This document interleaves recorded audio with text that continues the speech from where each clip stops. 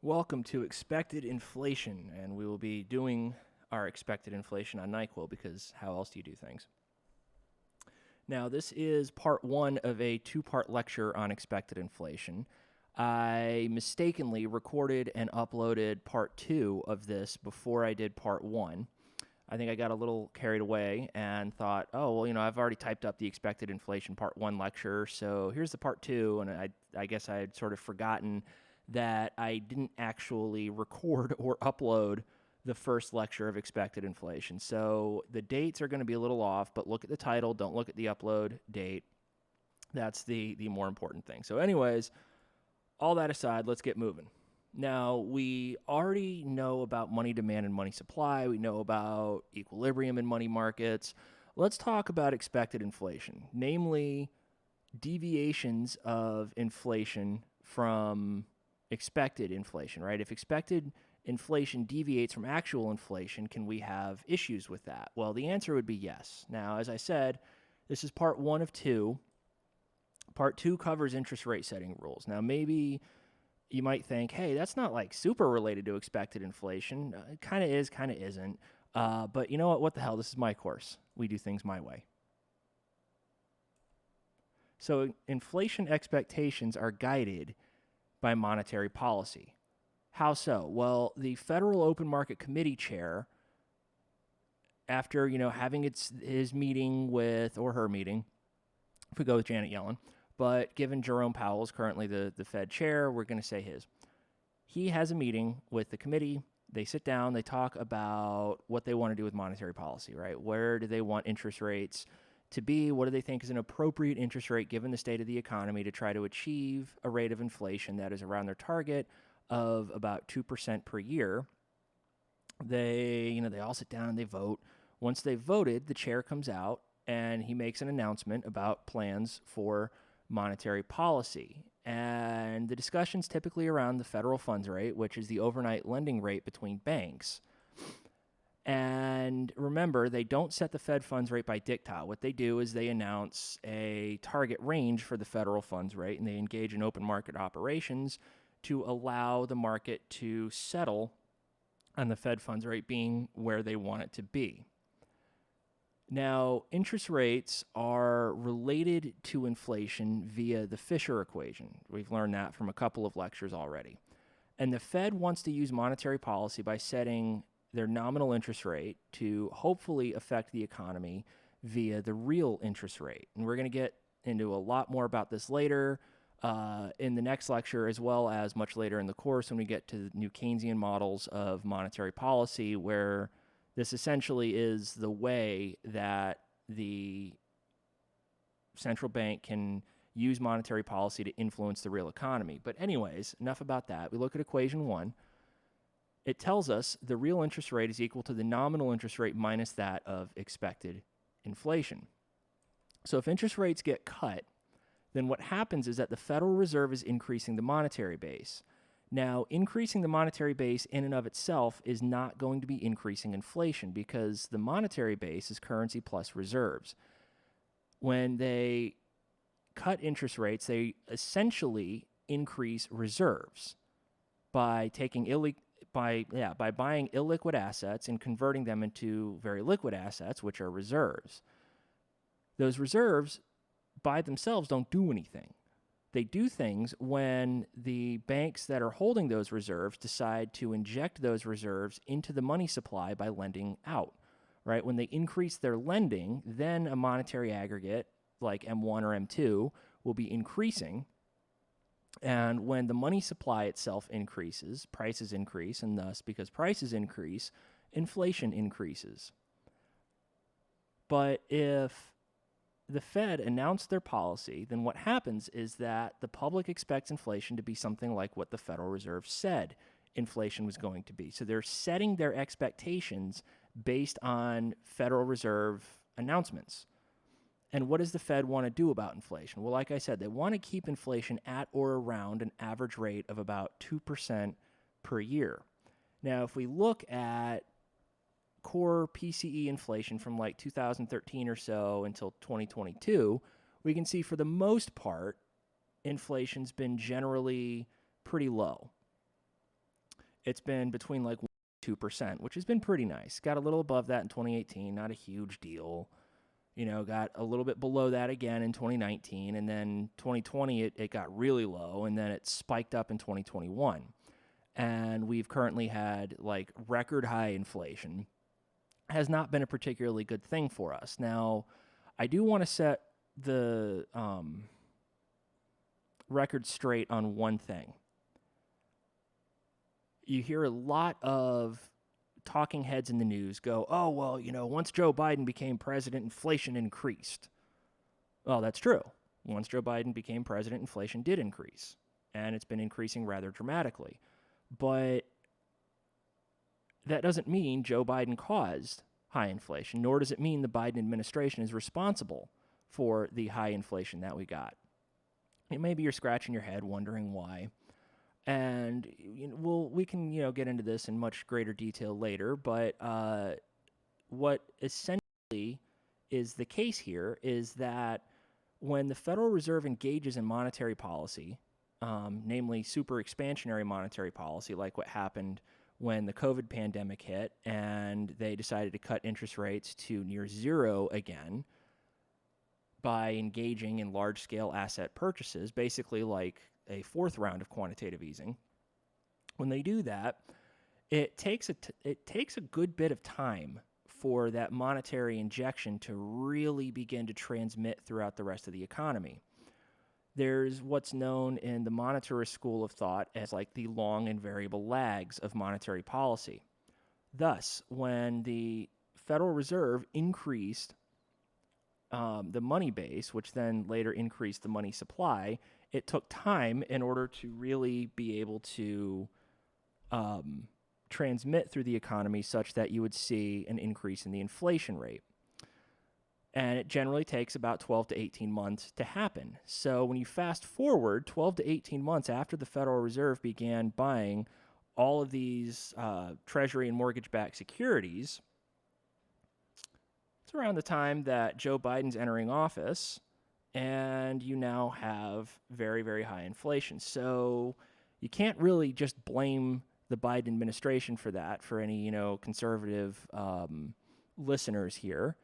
One could definitely make arguments that policy coming out of the Biden administration has not exactly been conducive to lowering inflation, but one cannot exclusively blame the Biden administration for high inflation. That actually kind of falls on the Federal Reserve's behavior during the Trump administration. So just wanting to set the record straight on that, kind of interesting stuff. So if the Federal Reserve were actually sticking to their plans, and they stuck to their plans to achieve and then maintain a low inflation rate, they would want to keep this inflation rate so that banks could set interest rates for loans, because they're doing so conditional on where they expect inflation to go during the length of that loan. If inflation increases before the loan matures, then the bank loses money, which isn't good for the bank. Now, it's great for you, right? If you borrow, say, $10,000 from a bank, and then as you're paying it back, the inflation rate exceeds that of the nominal interest rate. Well, what ends up happening is your real rate of return ends up being positive, and the bank's real rate of return is negative. Good for you, not for the bank, right? Because inflation is essentially a transfer of resources. And when you have high inflation, it transfers resources from the lender to the borrower. So the borrower ends up coming out ahead in a high inflation environment.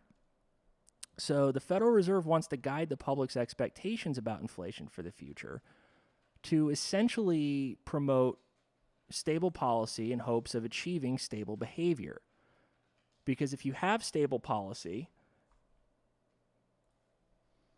my apologies for the pause. One of my cats started trying to eat out of the bowl of one of my other cats. Not good stuff. Anyway, so Federal Reserve wants to encourage stable behavior by trying to promote stable policy. Too much volatility and the expectations that they have is bad, right? If you expect inflation to go from 2% to 5% and then back down to 2%, what do you think would happen? Do you think good things would happen, or do you think bad things would happen? Now, don't just assume bad things would happen because I said bad things would happen, right? Think through it on your own and try to come up with why you think bad things would happen. Now, the Federal Reserve can consistently communicate their plans for inflation. And the idea would be, as they're communicating their plans for inflation, the public would be less likely to react to a short-run spike in inflation due to, say, some non-monetary shock like a hike in oil prices or increase in food prices. Now, we can say that the Fed wants to quote-unquote anchor expectations of inflation. If inflation expectations are anchored down, the economy is more likely to be stable. Why is this? Well, think about how your spending behavior would change if you expected inflation to go really high in the future, because your money is important to you. It also happens to be important to the IRS. But you would change how you spend your money depending on what prices you think will be changing. If you're like me and you wanted to buy a new car last year, you'd really rather wait some time to do it. But you find out prices of cars are going up and they're going to go up like 30%. Well, if you find that out, are you still going to wait? Right? If you wait a year or two to buy a car and that car is up 30%, are you still going to wait to buy it, or are you just going to buy it now? I can tell you what I did. I bought it, well, almost a year ago. And it was a little bit of a bummer because there was one of the cars I really wanted to buy. It was a little bit more expensive, but car prices had already been going up, and I wasn't quite ready to spend that much on a car, so I didn't get the super awesome, super nifty, cool one. I got a moderately cool one. And, it kind of sucked, but hey, you know what? I still have a new car, whatever. When expected inflation increases, what happens is that spending increases, which then drives inflation up. It's kind of like a self-fulfilling prophecy. Now, we have a very interesting quote by Bernanke on expected inflation, and namely how expected inflation can be anchored. Feel free to push pause and read this. I'm not going to read it out to you because you can, like I said, just push pause and read it yourself. But nonetheless, interesting quote. So what happens if expected inflation increases? Well, we get an increase in the nominal interest rate, which is thus an increase in the opportunity cost of holding money, which then leads to a decrease in the demand for money. By looking at equation 2, which is our money demand function, if we substitute the right-hand side of this thing in pink here, the Fisher equation, we substitute that in for the nominal interest rate, this is what we get in equation 3. Therefore, if we assume for a moment that the real interest rate isn't changing, if expected inflation goes up and there's no change to the real rate, then the nominal rate will be increasing. And when the nominal rate increases, money demand decreases because it's decreasing in the interest rate. Higher interest rate means a reduction in money demand. The increase in expected inflation also increases the price level. And because it's increasing the price level, it's reducing the real quantity of money.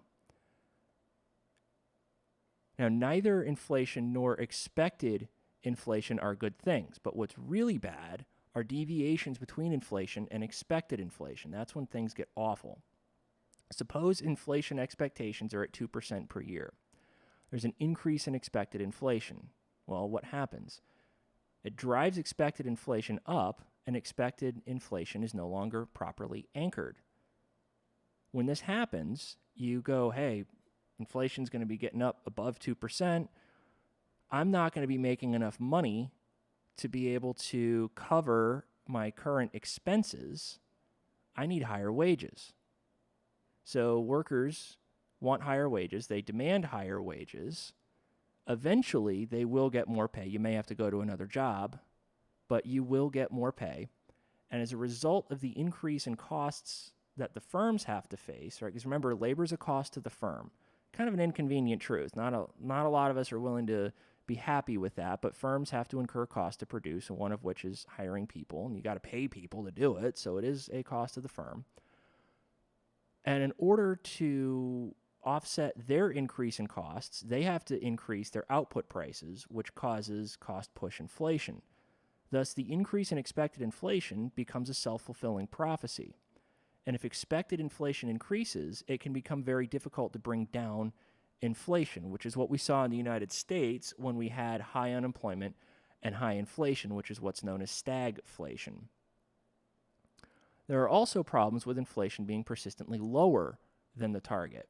And this is because when banks make loans, the interest rates they compute are based on the expected rate of inflation over the life of the loan. We kind of talked about this a little bit here before.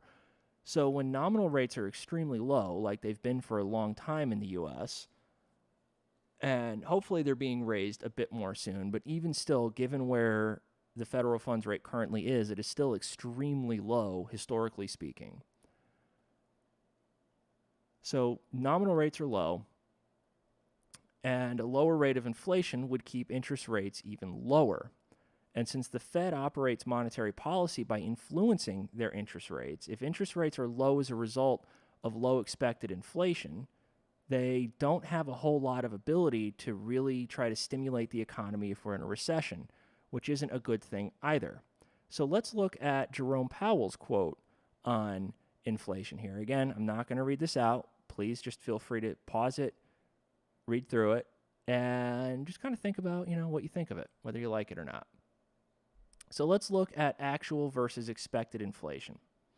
For actual inflation, I'm going to be using the core PCE, which is the inflation rate that's used by the Federal Reserve. It's a chain-weighted price index, and it leaves out food and oil prices. So it kind of strips out the more volatile components of inflation to get kind of like a nice long-run trend here that we're going to be looking at. So it reduces the volatility in the interest rate or in the inflation rate because the Fed's more concerned with long-run inflation, like I'd said. They're not super concerned with short-run spikes like up or down. They're more concerned with how inflation's behaving over the course of a year. And food and gas prices can be pretty volatile in the short run. If you drive around and you look at gas prices at various gas stations, they're bouncing all over the place, and they bounce all over the place all the time. Now, for expected inflation, I'm going to be using the 10-year break-even inflation rate. And this inflation rate represents a measure of expected inflation derived from the 10-year Treasury. So this is the constant maturity and the 10-year Treasury inflation indexed constant maturity securities that I'm going to be, that's how expected inflation is derived. And we'll be going through in the next couple of slides how this works. But essentially what's going on here is that the value implies what market participants expect inflation to be within the next 10 years on average. So in red, I've got core PCE inflation, and in blue, I've got the 10-year forward expected inflation rate. Now we can see that the 10-year forward expected inflation is generally pretty stable, right? It doesn't really move around a whole lot. It's more or less anchored around 2%, which is okay, kind of a good thing. PCE inflation, on the other hand, is a little bit more volatile than that. So expected inflation is more stable than actual inflation. It's much smoother, so to speak. In math speak, we could say that the variance in expected inflation is less than that of the variance in actual inflation. So according to Ben Bernanke, if expected inflation is relatively unchanged relative to actual inflation, then inflation expectations are well anchored. So even now, expected inflation is well anchored. Let's take a look at this, right? This goes all the way up through 2022. Okay, so inflation expectations are a little bit above 2%, but we can see even at their peak, they start to dip down not long after that. So we may be in a period of high inflation when our expected inflation is still anchored at or around 2%. That means that market participants expect inflation to come back down towards 2%. Maybe it's not going to be super soon, like tomorrow. It would be great if it was, but that's probably not going to happen. However, over the next maybe say year or so, we're probably going to have inflation getting back down towards about 2%. Thank God for that one. So we've learned about what expected inflation is, but how do we compute it? Well, we need a couple of things. First, we need to know about TIPS. These are Treasury inflation protected securities. These are securities that are indexed for inflation so that you don't lose out on money. If it has a yield, say capital R with superscript pi, that increases when inflation increases, it'll be decreasing when inflation decreases, and you get paid out a principal that is adjusted for it. And from here, we can use treasury yields along with the TIPS yield to calculate what we think inflation is going to be. And it's given here by equation 5. It's the difference between the treasury yield and the TIPS yield. Why is this a good measure of expected inflation? Well, the TIPS value adjusts after the CPI adjusts, and it provides people with a semi-annual interest payment that has a fixed rate. Interest payment is found by using the adjusted value of the bond, and the payment will either go up with inflation or down with deflation. The money you receive is the original amount that's adjusted for inflation, and the coupon rate is thus the real return above inflation. The typical treasury notes don't have inflation protection built into them. Thus, they are exposed to the effects of inflation. And because they're exposed to inflation, investors are going to be demanding a higher interest rate in order to purchase any of them as a hedge against inflation. So we're going to wrap up here.